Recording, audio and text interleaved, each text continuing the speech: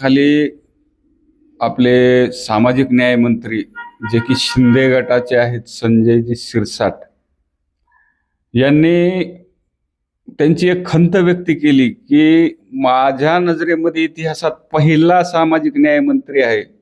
मी सामाजिक न्याय मंत्री पदावर धनंजय मुंडेंना बघितलं, चंद्रकांतजी हंडोरेंना बघितलं। आता हे म्हणजे सामाजिक न्याय विभागाचा ज्या ज्या वेळी निधी गायब केला जातो तो निधी कधीही म्हणजे कुठलाही सामाजिक न्याय मंत्र्यानं त्या निधीविषयी एक शब्दही बोलला नाही की आमचा एवढा कोटीचा निधी गायब झाला, आमच्या एवढा कोटी निधीचा कपात केला। परंतु पहिल्या वेळेस संजय शिरसाट यांनी हा निधी गायब झाल्याची चर्चा केली, मीडियासमोर याची वार्ता आणली। त्याबद्दल सर्वप्रथम त्यांचं आम्ही अभिनंदन करतो। परंतु संजय शिरसाट यांनी फक्त मीडियासमोर येऊन तकलादूपणा करणं आणि ती गोष्ट विसरून जाणं ह्या गोष्टी त्यांना न करता त्याचा पाठपुरावा करून विधानसभेत दुसऱ्या दिवशी त्याविषयी गोंधळ का माजविला नाही। त्या विधानसभेत एससीचे 25 सदस्य आहेत, एसटीचे 29 सदस्य आहेत। ही काय त्यावेळी झोपलेत का?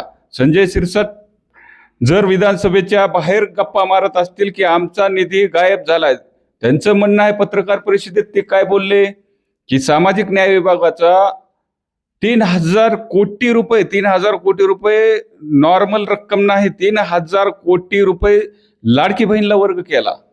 त्यानंतर 1400 कोटी रुपये पंतप्रधान आवास योजनेला वर्ग केला आणि 1500 कोटी रुपये इतर योजनांना असा कन्वर्ट करून एकूण 7000 कोटी रुपये हा निधी सामाजिक न्याय विभागाचा म्हणजे आपल्या एससी एसटीचं बजेट गायब केले जाते।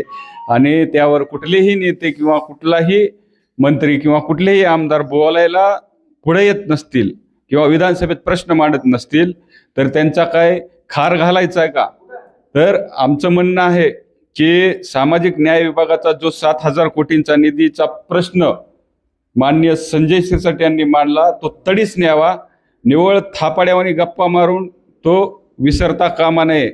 आमच्या अपेक्षा आहेत की आपण ज्याप्रमाणे हा मुद्दा पुढे आणून चर्चेला आणला त्याचप्रमाणे या मुद्द्याला न्याय देणं एक सामाजिक न्याय मंत्री म्हणून तुमचं काम आहे। जर ह्या मुद्द्याला न्याय मिळाला नाही तर असं समजू की तुम्ही सामाजिक अन्याय मंत्र्याच्या सेटलमेंट बादशाह म्हणून पुढं आणले जातात। जय भीम।